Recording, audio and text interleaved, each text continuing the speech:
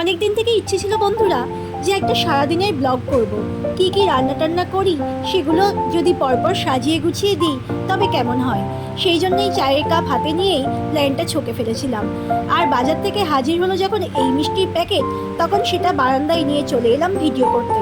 আর এই মিষ্টিটা খেতে কিন্তু খুবই সুন্দর, আমার খুব প্রিয় একটা মিষ্টি, মতিচুরের লাড্ডু।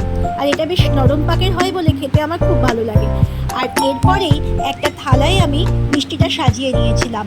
আর বাজার থেকে আনা যে ফলগুলো সেগুলো কেটে সুন্দর করে সাজিয়ে এই থালাটা নিয়ে হাজির করেছিলাম বড়মশাইয়ের কাছে।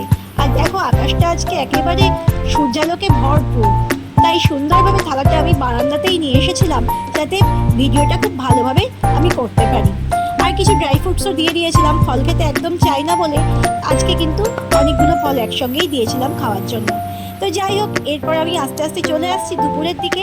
দুপুরে আজকে রান্না করেছিলাম পুঁইয়ের যে ফুলগুলো হয়, অর্থাৎ পুঁইয়ের বীজ, সেই বীজ ভাজা আলু আর পেঁয়াজ দিয়ে। আমি জানি না এটাকে ঠিক কী বলে, বাজারে দেখছিলাম বিক্রি হচ্ছিল বলে নিয়েছিলাম, খেতে দারুণ হয়। আর তার সঙ্গে ছিল ফুলকপি দিয়ে কই মাছ আর একটা সবজি। আর এই সব দিয়েই আজকের ব্লগটা, সারাদিনের ব্লগটা আমার সম্পূর্ণ হলো। সঙ্গে থেকো, ভালো থেকো।